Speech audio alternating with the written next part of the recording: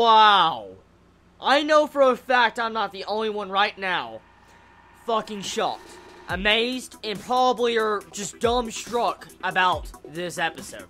If you've watched Fate Zero, and if you have watched Fate Stay Night, you probably know what I'm about to talk about. The Holy Grail War. I thought this was a spin-off series, and it is a spin-off series, but they mentioned the Holy Grail War.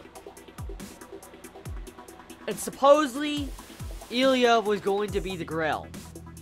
Or Kuro was going to be the Grail.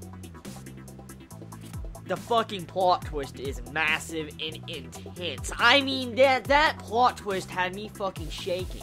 I was like, the Holy Grail War? Here's the thing, okay? From what we find out, is that the Holy Grail War is no longer going on. For instance, it's been destroyed. I'm guessing Kiritsugu and, Ilya's mother destroyed it, destroyed the entire family, destroyed all the other candidates that were probably going to do the Holy Grail War, and so that's why it's not going on.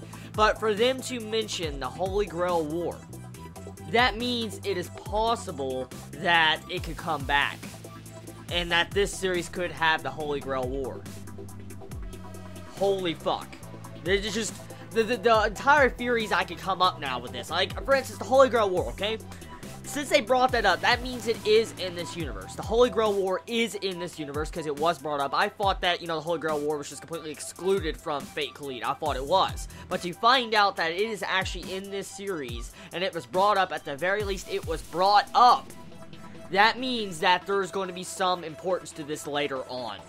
And this shocks the fuck out of me. It really does. And it's interesting to find out how Kuro came about. How she was born. Technically, she is Ilya. But she's like these thoughts and memories that were altered and locked away inside of Ilya when she was trying to become the Holy Grail.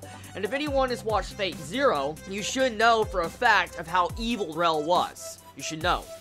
And so, to see this, it's fucking ridiculous. I mean, even you have Kiritsugu, doing, like, his awesome badass shit. He's just staring out a fucking window, but he's a badass because he probably destroyed the entire family solo. And so you gotta think about this. This episode, out of all the episodes of Season 2, and I think of this entire series, I think this was my favorite because there was a lot of reveal in this.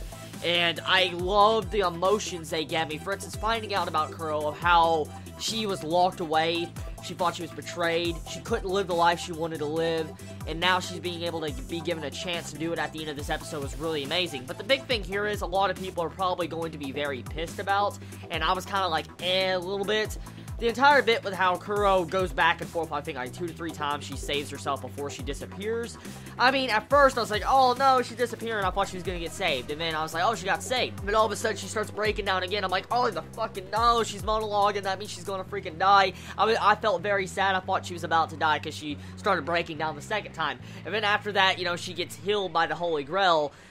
Okay, here's the thing, okay? I don't remember the specifics. It's been a while since I've actually read the specifics of how the Holy Grail appears and exactly what it takes. I know it's a lot of blood from the heroic spirits. I have to do it, I think, if I'm correct. And so, it's kind of iffy of how, I guess Kuro, even though she technically was the Holy Grail, she was able to use the wish and save herself, I'm guessing, or the power of the Holy Grail. I don't know. But supposedly from this, Ilya is the Holy Grail. And I'm interested to find out exactly where they're going to take this, because the writer of this spin-off series definitely would not introduce this concept if it was not important. It's very important, because the Holy Grail is the entire concept of the Fate series. So seeing this is a shocker. Now, off the entire point, this episode was fucking great. It had fan service, but the fan service wasn't fan service like normal. The fan service actually had a lot of important dialogue, important stuff going on, and so you really can't consider the fan service in this episode fan service, and this is the type of fan service I do like in an anime. At the very least, the fan service has progression. It doesn't have fan service just like, ooh, look at my jiggly opie and stuff. It's not like that. This is actually important stuff we're seeing in these scenes. So, amazing fucking episode of Fate Khalid. It was a really good episode. I mean, I don't have words to describe it. It gave me those feels like a Fate Zero episode or Fate Stay Night episode would give me because of what it did. I mean, what has me so entertained is because of the reveals.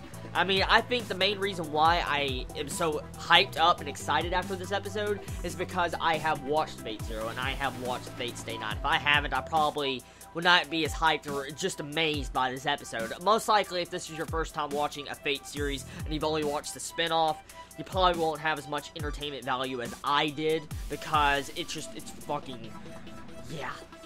Tell me your thoughts, everybody. All of you anime watchers right now that, have currently watched this episode, how do you feel about this reveal of the Holy Grail War? How do you feel about Kuro's backstory? How do you feel about the tragedy of how she was locked away in Ilya's memories? What do you feel about finding out that Ilya's mother is a mage? I mean, it's kind of odd she's a mage since she is in the original Fate series, but I mean, it was amazing getting to find out that she was a mage here, and most likely, we might see Kuretsugu have a major role in this series, this season, because he has appeared already twice. Hopefully, he appears again, we get to see his face, because they keep hiding his fucking face. It's just pissing me off, it really is. I want to see his face, I want to see how badass he is, because, I mean, it's supposedly from the events we're seeing now, it takes place after Fate Zero, so I wonder what is going to go down. So, tell me your thoughts. I love all of you so much. You have a wonderful day or night wherever you live. Please be safe. Chibi out.